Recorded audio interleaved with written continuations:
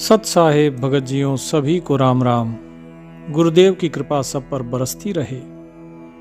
साहेब ने अभी तक बताया है कि मक्रतार किसे कहते हैं, कि जब नाम सुमरन किया जाता है श्वास श्वास के द्वारा श्वास अंदर जाती है, श्वास ऊपर आती है, और जब श्वास ऊपर आती है तो उसी श्वास के साथ ही एक बहुत ही बारीक एक धागा सा होता है, एक तार सा होता है जो दिखाई नहीं देता, जिस प्रकार मकड़ी का तार दिखाई नहीं देता, और उसी के सहारे ये सूरत ऊपर चढ़ती है।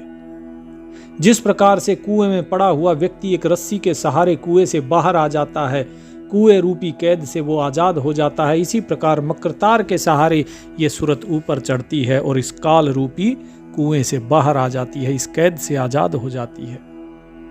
साहिब कहते हैं कि यह इतना आसान नहीं है। सुन्न शिखर बर्दवान है जत सत सिंध जहाज, ना तुझसे कुछ होता है सतगुरु ही को लाज।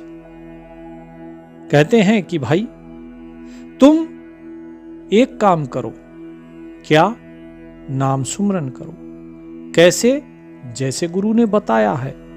भाव वही जो गुरु ने बताया है, बिना भाव के बात नहीं बनेगी।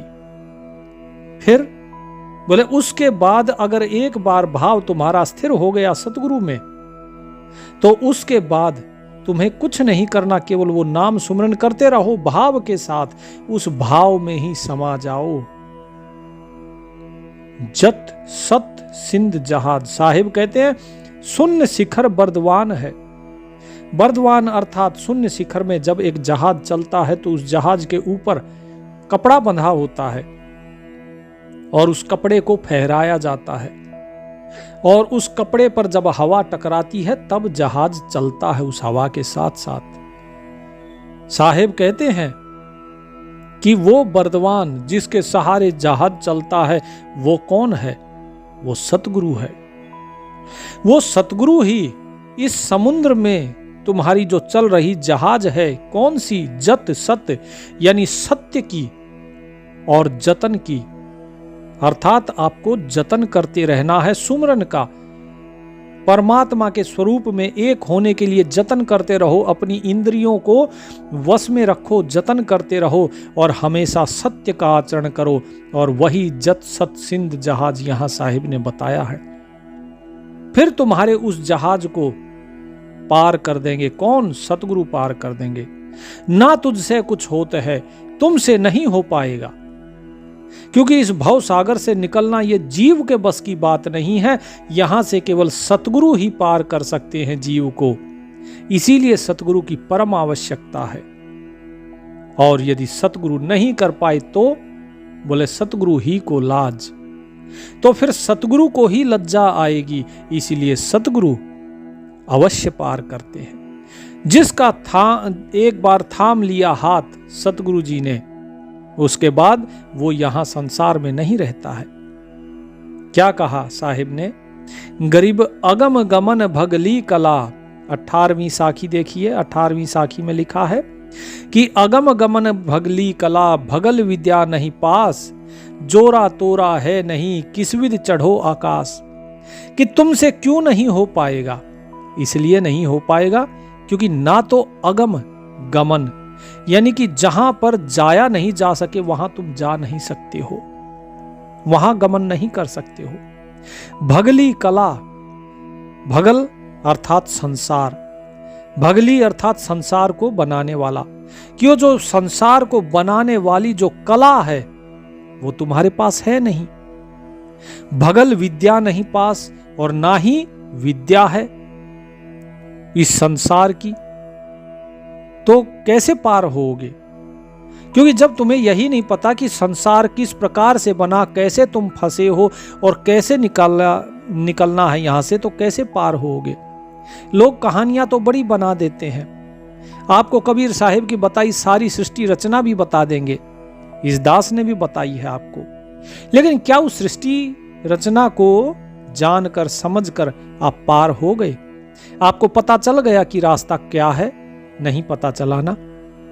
तो इसीलिए साहिब कहते हैं अगम गमन भगली कला भगल विद्या नहीं पास, कि तुमने वो विद्या तो है ही नहीं आपके पास, कला तो है ही नहीं इस संसार से बाहर निकलने की, जोड़ा तोड़ा है नहीं और ना ही कोई जोड़ तोड़ है। संसार में क्या करते हैं हम कि यदि कोई काम नहीं बनता तो जोड़ तोड़ लगाते हैं इधर उधर से। जैसे सरकार नहीं बन रही तो जोड़ तोड़ करके सरकार बना लेते हैं, कहीं की ईंट कहीं का रोड़ा, भानुमती ने कुनबा जोड़ा। लेकिन कहते हैं कि तुम्हारे पास तो वो जोड़ तोड़ भी कुछ नहीं है, कोई किसी की ना सिफारिश है। तो किस विधि चढ़ो आकाश, तो कैसे चढ़ेगी ये सूरत, कैसे पहुंचोगे पार। अरस आकाश अलील भूम बैठन को नहीं ठोर, अवगत मजलिस महल बिन देखे और से और। कि भाई उस जगह जहां तुम उस आकाश पर जहां चढ़ना चाहते हो, जहां तुम्हारी सूरत को तुम ले जाना चाहते हो, जिस लोक में जिस सतलोक में तुम जाना चाहते हो, वो तो कहां है। अर्श, अर्श माने चोटी पर, सबसे ऊपर। अर्श आकाश, अलील भूमि, वहां की जो भूमि है वो बिल्कुल ही अलग है। बैठन को नहीं ठोर, वहां बैठने के लिए कोई जगह नहीं है कि वहां जाकर बैठोगे। जैसे व्यक्ति घर में जाकर बैठ जाता है, भूमि पर बैठ जाता है, बोले वहां तो भूमि ही नहीं है, वहां बैठोगे कैसे। अवगत मजलिस महल बिन, ना महल है, वो अवगत है, उसकी गति उसकी जानी नहीं जा सकती है। तो बताइए किस प्रकार से तुम उसे देखोगे। ना ज्ञान है, ना विद्या है, ना कोई जोड़ तोड़ है, ना ठिकाना है, ना ही उस चोटी का तुम्हें पता है, ना ही उसकी गति जानते हो, और ना ही उस महल का रास्ता पता है, उस सतलोक का रास्ता पता है। देख और से और तुम इधर उधर कुछ और ही देख रहे हो। तुम्हें जो भी कुछ बताया जा रहा है, जो भी तुम सोच रहे हो कि इस प्रकार से वहां पहुंचा जाएगा, कहां पहुंचा जाएगा, आपको यह भी नहीं पता है। तो साहिब कहते हैं इधर से उधर और की ओर बात कर रहे हो आप, और उसके बारे में तो कुछ बताया नहीं जा सकता है, उसके बारे में कोई भेद नहीं दिया जा सकता उस परमात्मा के बारे में। बेशक से संतों ने खूब उस पर परमात्मा की प्रशंसा करी है, बेशक से परमात्मा के बारे में सब कुछ उन संतों ने, महापुरुषों ने, सतगुरु ने, जगत गुरुओं ने इस संसार में आकर जीवों को चेताया है, बताया है। लेकिन फिर भी क्या कहा है, उन्होंने स्पष्ट कहा है कि भाई उसका वर्णन हम कर तो रहे हैं, लेकिन ये वर्णन केवल हम उदाहरण मात्र दे रहे हैं, वास्तविकता में ये वो वर्णन नहीं है। उसका वर्णन तो ऐसा है जैसा गूंगा गुड़ खा ले, तो उसके बाद वो उसका स्वाद नहीं बता सकता। उसको केवल वही जानता है जो उसको चखेगा, गुड़ को चखेगा। ठीक इसी प्रकार जो परमात्मा का अनुभव कर लेता है, केवल वही जानता है कि परमात्मा क्या है, कैसा है, और कोई नहीं बता सकता। एक बल्ब है, एक पंखा है ना जी, एक कूलर है, एक टीवी है, सभी के अंदर बिजली आती है। जब बिजली आती है तो कूलर, पंखा, टीवी, जिसके अंदर बिजली है वो सारी चीजें चलती तो हैं, वे सारी चीजें चलती हैं। लेकिन जो ईंटें हैं, जो पत्थर हैं, वे नहीं बता सकते कि भाई बिजली क्या चीज है। स्वयं पंखा, बिजली, कूलर, टीवी जो सब कुछ चल रहा है उसी बिजली से चल रहा है, वो भी नहीं जानते हैं कि बिजली क्या चीज है। वो इतना तो कह सकते हैं कि भाई बिजली से ही हम चल रहे हैं, नहीं तो हम चल नहीं सकते। जिन्हें ये ज्ञान हो जाता है वो इतना कह सकते हैं कि भाई उससे चल रहे हैं, लेकिन फिर भी वो नहीं जानते बिजली क्या चीज है। बिजली कहते किसको है वो नहीं जानते हैं। जिस प्रकार आपके अंदर आत्मा है, आत्मा में वो परमात्मा ही बैठा हुआ है, लेकिन आप स्वयं की आत्मा को ही नहीं जानते। आप ये तो मानते हैं कि आप सो जाते हैं, आप स्वयं के करने से कुछ नहीं कर पाते, आप जागना चाहते हैं, लेकिन इतनी तेज नींद आती है कि आप जाग नहीं पाते हैं और अंततः आप सो जाते हैं। खूब कोशिश करने के बाद भी आपको पता है कि कल आपकी परीक्षा है और आप फिर भी जागने की कोशिश करते, पढ़ने की कोशिश करते हैं, लेकिन इतनी तेज नींद आती है कि आप सो जाते हो, तो स्वयं की नींद भी आपके वश में नहीं है। तो फिर कौन है जो ये सब कर रहा है? यानी कोई तो है इस शरीर से, इस मन से, इस बुद्धि से अलग, जिसको कि हमने क्या कहा, अलेख, लिखकर नहीं जिसको बताया जा सकता, जिसका चित्र बनाकर नहीं बताया जा सकता, लेकिन वो है और इसका अनुभव होता है। लेकिन अनुभव होने के बाद भी हम उसको बता नहीं पाते हैं। ठीक इसी प्रकार साहिब कह रहे हैं कि भाई उसके बारे में क्या कहें, और आप उसको जानना चाहते हैं, और वो भी बिना किसी विद्या के, बिना किसी जोड़ तोड़ के, बिना किसी युक्ति के। क्या कहा, और कहूं कुछ और है, निरख परख परताए, अंबर पर धरती धरी, शब्द मान सत भाए। कि भाई हमारा शब्द सत्य मानो, हम जो कह रहे हैं बिल्कुल सत्य कह रहे हैं। इस आसमान पर यह धरती रखी हुई है। कोई भी चीज टिकाने के लिए, कोई भी चीज अगर कहीं रखनी है तो एक सपोर्ट चाहिए, आधार चाहिए। लेकिन धरती देखो, धरती टिकी हुई है, धरती का कोई आधार ही नहीं है। आसमान पर टिकी हुई है, कैसे टिकी हुई है, इस चीज को परखो। और कहूं कुछ और है, इसी तरीके से उस परमात्मा के बारे में यदि मैं कुछ भी कहता हूं तो वो कुछ और है। अगर मैं कहूं सगुण है तो वो निर्गुण है, निर्गुण भी तो वही है। अगर मैं कहूं वो निर्गुण है तो सगुण भी वही है। अगर मैं कहूं कि वो सगुण निर्गुण दोनों ही नहीं है तो ये भी झूठ है। वो गुणातीत कह दूं तो इसीलिए उस परमात्मा के विषय में कुछ कहा नहीं जा सकता है, क्योंकि जो भी, जहां तक भी बुद्धि, मन, विवेक, इन सब की जहां तक भी कल्पना जाती है, विचार जाते हैं, वो इन सभी से परे है। तो क्या कहते हैं, धरती ऊपर शेष है, शेष सहस फुन होत। क्या कहा जाता है कि भाई देखो, शेष नाग के हजारों फन हैं और ये धरती कहा जाता है उस शेष के ऊपर बसी हुई है, कि शेष के ऊपर है, शेषनाग के। अब शेषनाग कहाँ है? शेषनाग तो जो है विष्णु जी के सैया है, वो तो शेष पर विष्णु जी का निवास है ना। शेषनाग की सैया पर विष्णु जी विश्राम करते हैं और लक्ष्मी जी उनकी सेवा करती हैं। यानी कहां? बैकुंठ में। अगर वो बैकुंठ में है तो यहां पर साहिब कहते हैं धरती ऊपर शेष है, कि शेष तो धरती के ऊपर है।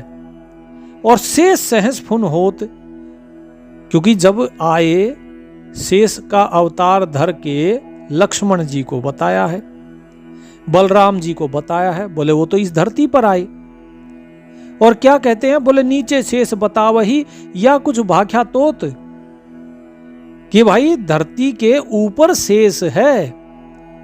देखो जिसको भी देखना है, जिस शेषनाग की बात तुम कर रहे हो कि धरती उस शेषनाग के ऊपर है, नहीं, वो गलत है।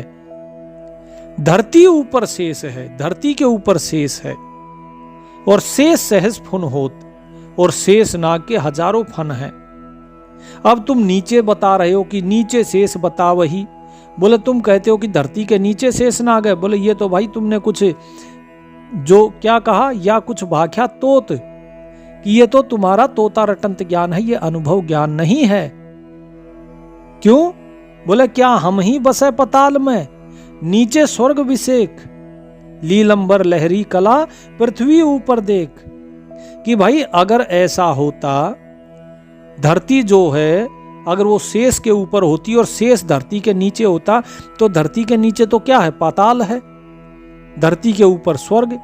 इसी प्रकार तो लोग बटे हैं ना, कि ऊपर स्वर्ग, बीच में ये धरती अर्थात मृत्युलोक, और नीचे पाताल लोक। तो इसका मतलब क्या, हम पाताल में रह रहे हैं? हम कहां रह रहे हैं? और विष्णु जी कहां रहते हैं जो शेष की सैया पर निवास करते हैं? क्या वो पाताल में है? तो क्या कहा साहिब ने कि नीचे क्या हम बसे पताल में, नीचे स्वर्ग बसेक, कि क्या फिर हम पताल में बसे हुए हैं और स्वर्ग नीचे है क्या? क्योंकि अगर शेष नीचे है तो विष्णु जी भी उस पर निवास कर रहे हैं, तो वो भी तो नीचे ही हुए। फिर क्या कहते हैं, लीलंबर लहरी कला, जो नीलंबर है लहरी कला, वो किसके बारे में बात कहा, विष्णु जी के। बोले पृथ्वी ऊपर देख, बोले वे तो इस पृथ्वी पर विचरण करते हैं, जितने अवतार धारण करते हैं इस पृथ्वी पर ही है, वो नीचे तो कहीं नहीं है। तो ये सारा खेल बड़ा ही उल्टा पुल्टा है। तो साहिब यही समझा रहे हैं कि भाई ये जितनी बातें आप सुनते हो, जितनी बातें समझते हो, इनसे भला नहीं होगा, इनसे कल्याण नहीं होता है। उस परमात्मा के बारे में कुछ कहा नहीं जा सकता है कि वो कैसा है, कहाँ रहता है, कहाँ नहीं रहता है। जितनी बातें समझाई जाती हैं ये तो आपको एक उदाहरण देकर समझाते हैं ताकि आप उसका भाव समझे, ना कि उन शब्दों को लेकर बैठ जाए। साहिब फिर कहते हैं कि गरीब उलट पुलट का खेल है, समझ न परे है तो है, नीचे अंबर सुरग भूमि ऐसे दर्शा मोह। कि भाई ये सारा खेल बड़ा उल्टा पुल्टा है, इसको अगर समझना है तो उलट पलट कर ही समझा जाता है, क्योंकि माया ने सब कुछ पलट दिया है। माया ने आपका नाम ही पलट दिया है, माया ने नाम ही पलट दिया है। वाणी में साहिब कहते हैं, ओम मूल ऊच रे सोहम सुरत पियान। ठीक है जी, तो इसके अंदर नाम ही बता दिया साहिब ने कि ये नाम है, लेकिन इस नाम को पलट दिया है, उसको अब सुरत के साथ लगाना है। ठीक है जी, सुरत पियान, पियान अर्थात प्रयाण करना, यानी कि चलना जाना। ठीक है, तो ये क्या बताया कि भाई किस प्रकार से जो है ओम कहाँ जपना है, सोहम कहाँ जपना है, ये चीजें इसमें साहिब ने समझाई है। और क्या है हकीकत में जो गुरु हैं वो देखिए उल्टे पुल्टे नाम दे रहे हैं, विधि भी उल्टी पुल्टी बता रहे हैं। तो यहां पर साहिब ने ये बताया है, इसीलिए साहिब ने कहा कि ये उलट पुलट का खेल है, समझ न पर है तो है, कि ये तुम्हारी समझ में नहीं आ रही है कि ये सारा खेल उल्टा पुल्टा है, लेकिन आपको जो दिखाई देता है आप उसे ही सच मानते हो कि हाँ यही सीधा है। वास्तव में खोए हुए देखो हम हैं और ढूंढ रहे हैं परमात्मा को। खोए हुए हम हैं, ढूंढ रहे परमात्मा को है, तो है ना उल्टा खेल। जो दूध खूब गर्म किया जाता है उसको कस के और उससे जब निकाला जाता है तो जो चीज प्राप्त हो गई उसको हम क्या कहते हैं, खोया। अरे वो तो मिल गया, जो दूध को कस के जो निकलता है मावा, उसको तो उस मेवा को हमने प्राप्त किया और नाम क्या रख दिया उसका, खोया। तो ये साहिब कहते हैं कि इसी प्रकार ये संसार का जो शब्द जाल है ये बड़ा उल्टा पुल्टा है, इसीलिए इस शब्दों से उस परमात्मा की व्याख्या करना, समझाना ये आसान नहीं है। और अगर समझाएंगे भी तो आपको समझ में नहीं आएगी। कैसे आपको समझाएं कि नीचे अंबर स्वर्ग भूमि, कि अंबर नीचे है और धरती ऊपर स्वर्ग में है। बोले हमको ऐसा दिखाई दिया। जब साहिब कहते हैं जब हम योग के माध्यम से और चले हैं सतलोक को, तब हमें यह दिखाई दिया कि भाई जो अंबर है वो नीचे है और धरती है वो ऊपर है। तो इस प्रकार से साहिब ने यहाँ पर समझाया है कि ये जितनी बातें हैं ये बड़ी उलट पुलट हैं और इसे ऐसे नहीं समझा जाता। फिर क्या कहते हैं कि इसको अगर समझना है तो सतगुरु के जो दोहे हैं, जो सतगुरु दुहाई दे रहे हैं, सतगुरु समझा रहे हैं, उसको जो उसका सत्य भाव है उसको समझो, तब समझ आएगा। क्या कहते हैं, गरीब सतगुरु दोही सत्य कहूं या मैं चूक न रिंच, हम देखा सो साच है और सकल पर पंच, गरीब और कहूं एक और है मान संदेशा मोर, चंद सूर पृथ्वी नहीं रजनी नहीं भोर। कि भाई हमने जो देखा है वो बता रहे हैं और जो सतगुरु दुहाई दे रहे हैं, जो दोहे बता रहे हैं, बोले उसकी सच्चाई कहता हूं, इसमें जरा भी चूक नहीं है जो बता रहा हूं। कि हम देखा सो साच है, कि जो हमने देखा है, जिसका हमने अनुभव किया है, केवल वही सत्य है, बाकी सब कुछ प्रपंच है। और क्या कहा कि और कहूं एक और है। यदि मैं कुछ कहता हूं कि भाई ये ऐसा है, तो पता चले एक और आ गया कि नहीं जी ये तो वैसा भी है। तो क्या कहा कि मान संदेशा मोर, की मेरा संदेश समझो कि जो शब्दों से बयान हम करते हैं, परमात्मा उससे भी आगे है। वो इन शब्दों से नहीं बताया जा सकता। यदि हम कहते हैं परमात्मा निर्गुण है, तो पता चला वो सगुण भी है। और कहूं ये एक और है कि एक और आ जाता है। हमने निर्गुण बताया, बोले लो जी सगुण आ गया, अब ये बताओ ये कौन है। सगुण बताया तो बोले ये निर्गुण कौन है। बोले सगुण निर्गुण दोनों है, तो बोले ये गुणातीत कौन है। तो इसीलिए उस परमात्मा के बारे में कहा नहीं जा सकता, लेकिन हां इतना अवश्य है कि वो परमात्मा जैसा है वैसा ही है। वहां न चंद्र है, न सूर्य है, न पृथ्वी है, न रजनी है अर्थात रात्रि है, और ना ही भोर है अर्थात सुबह है। वहां दिन रात सुबह शाम ये सब कुछ है ही नहीं। बहुत से लोग क्या बोलते हैं, बोले जी स्वर्ग में जो है ना दिन निकलाया और शाम हो रही है, तब वहां पे नृत्य चलता है। जब सूरज और चांद दोनों एक साथ दिखाई दें तो स्वर्ग में नृत्य होता है। इस तरीके की कपोल कल्पनाओं में लोग जी रहे हैं। साहिब कहते हैं कि भाई तुम्हारी जो ये शंकाएं हैं, इन शंकाओं का समाधान समझो। समाधान क्या है? समाधान साहिब समझाते हैं एक वृक्ष के रूप में। क्या कि ऊपर मूल शाखा तले गहबर फूलम फूल, समाधान ओ वृक्ष है पड़े हिंडोले झूल।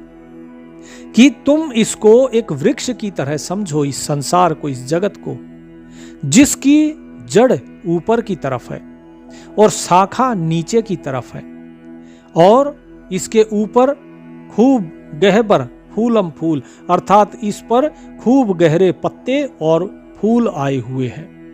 ये फल रहा है फूलों से और पत्तों से, हरा भरा है। समाधान ओ वृक्ष है, और ये वृक्ष ही तुम्हारी समस्याओं का समाधान है। कौन सी समस्याएं? कि पड़े हिंडोले झूल, कि जिस अधर्म में, जिन भंवर रूपी झूलों में आप अभी फंसे हुए हो ना, ये उनका समाधान है ये वृक्ष। कैसे है समाधान? कि जो ऊपर की तरफ मूल है वो परमात्मा, जो शाखा है वो जो मोटा तना है वो काल, उसके बाद फिर जो मोटी 3 शाखाएं निकली वो ब्रह्मा विष्णु महेश, उसके बाद जो पतली शाखाएं निकली, टहनियां निकली, वे हैं अनेक देवी देवता, और उन देवताओं के नीचे फिर जो पत्ते लगे हुए हैं, वे पत्ते इस संसार के जितने भी जीव हैं वे बन गए हैं। तो इसी प्रकार से साहिब यहां पर ये वृक्ष के माध्यम से समाधान कर रहे हैं। तो इसका मतलब ये नहीं है कि ये संसार वृक्ष ही हो गया। वृक्ष तो एक उदाहरण है। फिर क्या कहते हैं कि ये वृक्ष की उत्पत्ति कैसे हुई है, अब उसके बारे में बता रहे हैं कि बछरे को सुरही जनी दोझी माघी माह, छिन छिन बीच दुहावती गोरस पीपी जाहे, ऊपर हस्ती तले चहडोल इस बानी का काढ़ो मोल, शंख सरफी साख बिकाहे बानी हंसा ले ले जाहे। क्या कहते हैं कि भाई जैसे बछड़े ने गाय पैदा कर दी हो, गाय बछड़े को पैदा करती है, लेकिन यहां क्या कह रहे हैं, बछड़े को सुरही जनी, सुरही अर्थात गाय, कि बछड़े ने गाय पैदा करी है और उसको क्या कर रहा है, बछड़ा उसको दू रहा है, और वो जो गाय है वो क्षण क्षण में दुहाई जाती है, यानी हर पल वो दुहाई जा रही है, और गोरस पी जाए। गोरस क्या है? दूध, कि उसका दूध पी रहे हैं। तो इसका मतलब क्या हुआ? इसका मतलब है कि जो हमारा मन है वो बछड़ा है, और इस मन ने गाय पैदा करी। कौन? माया। और उस माया का उस माया को धो रहा है, यानी उस माया का दूध निकाल रहा है। अर्थात माया ने क्या दिया? भोग। माया ने भोग पैदा किए, और उन भोगों को जिस प्रकार से बछड़ा क्या करता है? दूध पीता है। तो इसी प्रकार ये संसार के जो जीव हैं, ये बछड़े, ये क्या कर रहे हैं?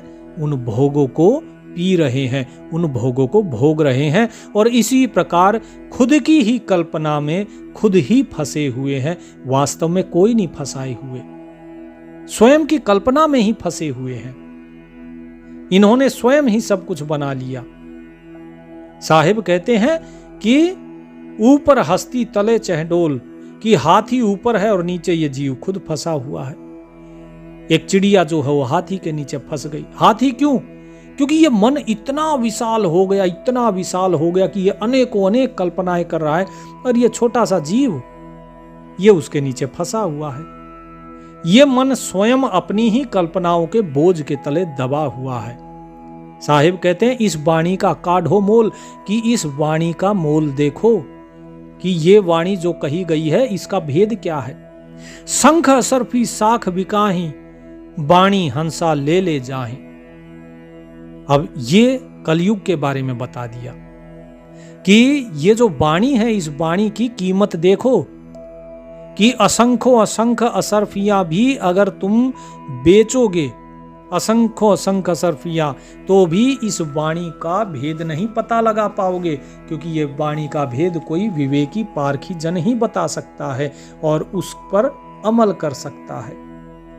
वाणी का पाया नहीं मूल, कहा हंसा चलने का सूल, घर की ठोर बटोरा हो ही, सतगुरु दो ही कह दो तो ही। कि हे भगत जियों, मैं सतगुरु की जो कही हुई जो दोहे हैं, जो दुहाई है, वो आपको समझा रहा हूं कि इस वाणी का जो बताई जा रही है, कौन सी वाणी जो निकल रही है आपके अंदर से, जो साहिब ने बताई, उस वाणी का किसी ने मूल नहीं पाया। अब यहां पे दो अर्थ निकलते हैं वाणी के। एक तो वो है जो सतगुरु ने वाणी कही, उस सतगुरु की वाणी का असल में भेद कोई जान नहीं पाया। लोगों ने केवल उनके शब्दों को ही सत्य मान लिया, उसके पीछे जो भाव था उस भाव को नहीं समझ पाए। दूसरा क्या है कि जो आपके अंदर से जो वाणी प्रकट हो रही है, ये वाणी वास्तव में प्रकट कहां से हो रही है, ये कौन बोल रहा है बैठ के इस शरीर के अंदर। बोले इस चीज का जब तक भेद नहीं जानोगे, तो क्या कहा हंसा चलने का सूल, तो हे हंस तुम बताओ तुम जाओगे कहां। अरे जो तुम्हारे अंदर बैठकर बोल रहा है, तुमने उसी का भेद नहीं पाया और तुम उससे मिलना चाहते हो। वही तो है जो तुम्हारे अंदर बैठ के बोल रहा है, उसी से ही तो मिलना है और उसी का भेद नहीं पा रहे हो। घर की ठोर बटोरा होई, कि वो घर की ठोर पर ही बैठा हुआ है। घर कौन सा? ये शरीर, अर्थात इस शरीर के ही ठिकाने पर वो साहिब बैठा हुआ है। लेकिन हम सोचते हैं बाहर है, इसीलिए कोई मंदिर भागता है, कोई मस्जिद भागता है, कोई जंगल में भागता है, कोई कहीं कोई कहीं। साहिब कहते हैं कि भाई इस भूल में ना पड़ो। अगम पंथ का बूझो भेव, मार्ग पाया ना सुखदेव, गोरख गरुआ शाखा मूल, अगम पंथ की नीचे भूल, पंथ मग कहा कबीर। कौन सा? अगम पंथ मग, मग माने रास्ता, पंथ माने भी रास्ता ही होता है। अगम पंथ मग कहा कबीर, 64 जोगन 52 वीर, सुरत सुराही दीनी हाथ, लीजे गोरख सतगुरु दात। साहिब कह रहे हैं यहां पर कि भाई वो जो अगम पंथ है, जहां तुम जा नहीं सकते हो, ये तुम्हारे मन की कल्पना है कि कहीं जाना है, और उस मार्ग को सुखदेव भी नहीं पा पाए, इसीलिए उनको जनक जी को गुरु करना पड़ा। गोरख भी जो है वो भी गर्व में भूल गए, और उस क्या गोरख गरवा शाखा मूल, अगम पंथ की नीचे भूल, कि उस अगम पंथ का ना शाखा जान पाए गोरखनाथ जी और ना मूल जान पाए, और वो भी भूल में पड़ गए। और कैसे मिले उनको? जो भूल थी वो, उस भूल का निवारण कैसे हुआ? कबीर साहिब कहते हैं अगम पंथ मग कहा कबीर, कि उस अगम पंथ की जानकारी केवल कबीर साहिब ने दी है। 64 जोगन 52 वीर, जो काल के 52 वीर और 64 जोगन है, जो भी वहां पर बीच में आपको मिलेंगे, बोले उन सभी के बारे में कबीर साहिब ने बताया है। लेकिन ये 64 जोगन किसको मिलते हैं? ये 52 वीर किसको मिलते हैं? जो 52 भाई हैं इनके किसको मिलेंगे? ये काल के सारे दूत और दूतियों की बात हो रही है, ये सब मिलते हैं योगियों को। भक्त को ये नहीं मिलेंगे, आप में से किसी को भी नहीं मिलेंगे। जो व्यक्ति नाम सुमरन में लग गया और जो व्यक्ति ये दास जैसा बता रहा है, जैसा परमात्मा ने वाणी में कहा है, उस प्रकार से यदि आप सुमरन करते रहे, ये कोई आपको काल के दूत नहीं मिलेंगे, कोई भी नहीं, आपके आगे आएगा ही नहीं कोई।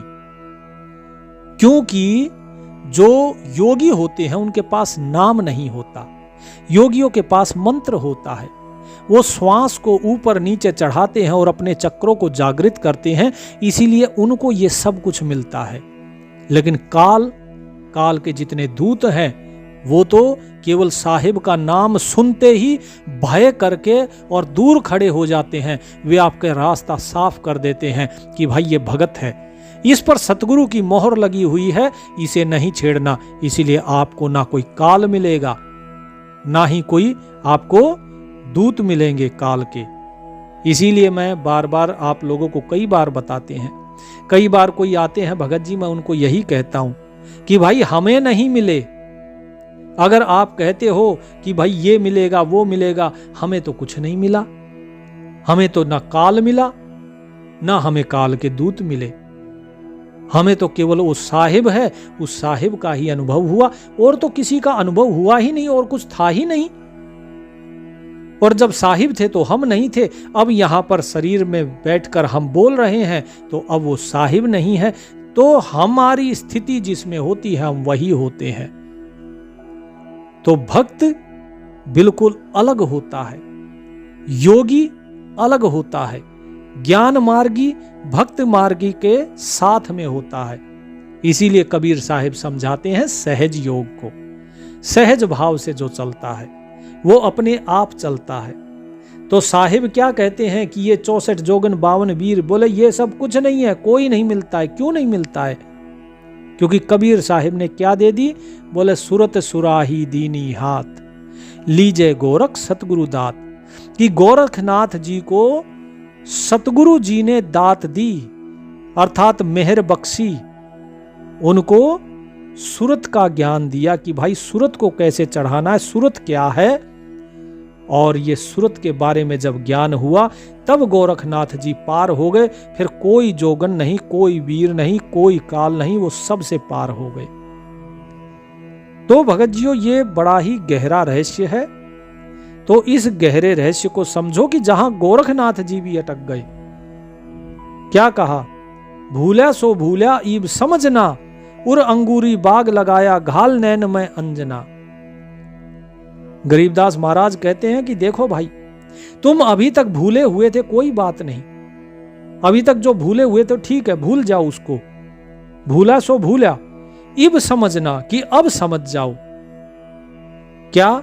कि उर अंगूरी बाग लगाया घाल नैन में अंजना, कि बाकी सब कुछ छोड़ दो, अपने हृदय में। अंगूरी का क्या मतलब होता है? अंगूर से बनी हुई मदिरा, उसे कहते हैं अंगूर, अंगूरी।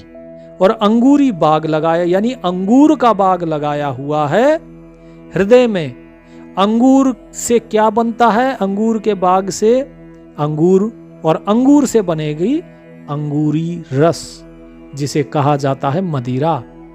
और मदिरा पीने से क्या होता है व्यक्ति? मतवाला। तो यहां अंगूरी का मतलब क्या है? कि यहां अंगूरी बाग का मतलब है कि प्रेम का बाग। और प्रेम के बाग से हृदय में प्रेम का रस पैदा होता है। और जब प्रेम पैदा होता है हृदय में, तो क्या कहा? कि घाल नैन में अंजना, कि फिर अपनी इन नैनों में फिर सुरमा लगाओ। किसका? प्रेम का। ठीक है जी। अर्थात जब आपके हृदय में प्रेम होगा तो इन आंखों से भी वो प्रेम अपने आप ही छलक जाएगा। चाहे कितना मुख से मत बोलो, लेकिन अगर हृदय में प्रेम होगा तो आंखें बता देती हैं। साहिब कहते हैं कि भाई जिससे तुम प्रेम करना चाहते हो उसका भाव, उसका विवरण कहने में नहीं आता है। ग्रीब अनंत किलोल उजन नहीं, येक आवे येक जाहे, सतगुरु के दरबार में केते बाटे खां हैं, गरीब बलहीना बहु भारती, शंख सुमेर उड़ंत, 14 भवन सुरग सब, कोई न जाने अंत। कि वो जो परमात्मा है, उस परमात्मा के प्रति जो प्रेम है आपके हृदय में, उसका कोई तोल नहीं है, कोई मोल नहीं है, कोई वजन नहीं है। इस परमात्मा को लेकर और उस सतगुरु के दरबार में परमात्मा के प्रति प्रेम लेकर एक आता है और एक जाता है। एक आया सतलोक गया, एक दूसरा और आ गया। प्रेम भरकर आओ और सतलोक जाओ। साहिब इतना ही समझाते हैं। सब कुछ भाव है भगत जियों, सब कुछ। ये दास आपको यही समझाता है। नाम तो है ही, लेकिन नाम देखिए खाली अगर भाव होगा तो दुविधा हो जाती है। लेकिन जब ये पता होगा कि भाव किसका, भाव कौन सा, वो भाव का नाम है आपका नाम। तो इसलिए नाम भाव के साथ जरूरी है। साहेब कहते हैं कि सतगुरु के दरबार में केते बाटे खाएं, कि ये प्रेम रस को कितने ही सतगुरु के दरबार में बैठकर सब आपस में बांट रहे हैं, खा रहे हैं, प्रेम का रस पी रहे हैं। बलहीना बहु भारती, कि जो बलहीन है वो बड़े से बड़ा महारथी हो जाता है। और शंख सुमेर उड़ंत, और असंख्य सुमेर जो है बोले उनको उड़ा दे। सुमेरु पर्वत जो है कि वो जो बलहीन होता है वो उस प्रेम को चखने के बाद इतना शक्तिशाली हो जाता है कि वो असंख्य सुमेरु पर्वतों को उड़ा सकता है एक फूंक से। और 14 भवन स्वर्ग सब, कोई न जाने अंत। उस परमात्मा का अंत कोई नहीं जानता। 14 भवन स्वर्ग नरक सारे लोग जो हैं, इन सब से परे है वो परमात्मा। इसीलिए भगत जियों उसके प्रेम रस में डूबो। अंत मंत उस कंत का, कोई न जाने फेर, आगे बहुते कथि गए, हम भी था के हेर। कि भाई उस परमात्मा के आदि अंत का कोई वर्णन नहीं कर सकता है। चाहे कोई कितना भी कह ले कि हाँ भाई वो ऐसा है वैसा है, कुछ नहीं। जो कहा जा रहा है वो उससे भी परे है, उससे भी परे है। वेद भी कहते हैं नेति नेति ना इति, अर्थात उसका कोई अंत ही नहीं है। फिर क्या कहते हैं कि आगे बहुते कथी गए, कि हमसे पहले भी बहुत लोगों ने परमात्मा के बारे में खूब कथा है, खूब वर्णन किया है। और हम भी था के हेर, और हम भी उस परमात्मा के बारे में कहते कहते, उसे जानते जानते हम भी थक गए हैं। लेकिन क्या कहा, बोले हेर हेर सब हारिया, हिल मिल रहे हजूर, सुन्न गगन गलियां बनी, निरख परख से दूर। कि भाई उस परमात्मा को हेर हेर मतलब घेरते घेरते, उसको जानते जानते सब खुद ही हार गए, लेकिन उसका आदि अंत नहीं पा पाए। तो इसीलिए उस परमात्मा के साथ जो मिल गया, जो उसके साथ जैसे बूंद समुद्र में मिल जाती है, इसी प्रकार आप भी उसके साथ एक हो जाओ और परमात्मा ही बन जाओगे। बोले यही है सच्चा ज्ञान। सुन्न गगन गलियां बनी, निरख परख से दूर। फिर ये जितना आपको शून्य गगन जो है, ये सब जो इतना बड़ा अंड पिंड ब्रह्मांड दिखाई दे रहा है, बोले ये तो फिर आपके लिए केवल एक गलियां बन जाती हैं। गली भीड़ी सी होती है ना, बहुत संकरी। बोले कहां इतना विशाल ब्रह्मांड, बोले वो गली के समान हो जाता है, क्योंकि वो परमात्मा तो निरख परख से दूर है। उसको नहीं कर पाती है बुद्धि, मन, इंद्रियां उसकी परख नहीं कर सकती, उसे देख नहीं सकती। तो इसीलिए वो इन सब से परे है। उसे तो केवल वही जान सकता है जो उसके साथ एक हो गया। गरीब तोल मोल नहीं माप है, मन मनसा के माहे, जैसे पहुंप सुगंध सुर, कीमत पाई ना है। गरीब निर्गुण देवा हम मिल्या, वार पार नहीं मध्य, बिन बाने बिदना पुरुष, कहे न पाई हद। कि भाई उस मालिक के बारे में क्या कहें, ना उसका तोल है, ना मोल है, ना माप है। मन मनसा के माँ है, कि वो तो आपके मन में भी वही बसा हुआ है। जिस प्रकार से फूल के अंदर जैसे पहुंप सुगंध सुर, कीमत पाई ना है, जिस प्रकार जो पुष्प होता है और उसकी जो सुगंध होती है, सुगंध उस फूल के अंदर ही होती है, लेकिन उसकी फूल की कीमत लगती है, सुगंध की कोई कीमत नहीं है। इसी प्रकार वो परमात्मा जो है आपके मन के अंदर ही है, लेकिन उसकी कीमत नहीं पा पाता, अर्थात कोई उसका भेद नहीं जान पाता। बोले हमने तो, हमें कौन मिला कि हमने भी ढूंढा। तो अब यहां पर साहिब क्या बता रहे हैं कि जब हमने ढूंढा तो क्या मिला, हम जब उस परमात्मा के साथ एक हुए तो क्या मिला कि निर्गुण देवा हम मिला, कि हमें निर्गुण रूप में मिला, सगुण नहीं। साहिब ने कहा निर्गुण रूप में, क्योंकि सगुण तो केवल साकार के होते हैं, है ना। तो यहां क्या बताया कि निर्गुण देवा हम मिला, वार पार नहीं मध्य, कि हम जिस परमात्मा के साथ एक हुए हैं उस परमात्मा का कोई गुण नहीं, वो सभी गुणों से परे है, ना उसका वार है ना पार है, ना उसका कोई मध्य है। बिन बाने विधना पुरुष, यानी कि उसका बाणा नहीं है। जैसे हम अलग अलग भेष धारण करते हैं ना, बोले उसका कोई भेष ही नहीं है। कहीं ना पाई हद, ना ही उसकी कहीं हद मिलती है। और लोग क्या कहेंगे, बोले जी परमात्मा निराकार है। अरे भाई यहां साहिब कह रहे हैं उसका कोई बाणा ही नहीं है, कोई भेष नहीं है, उसकी कोई हद ही नहीं है। जब किसी चीज की हद ही नहीं हुई तो आकार कहां से हो गया। तो इसीलिए साहिब ने कहा कि कहीं न पाई हद, बिना बाणे विधना पुरुष।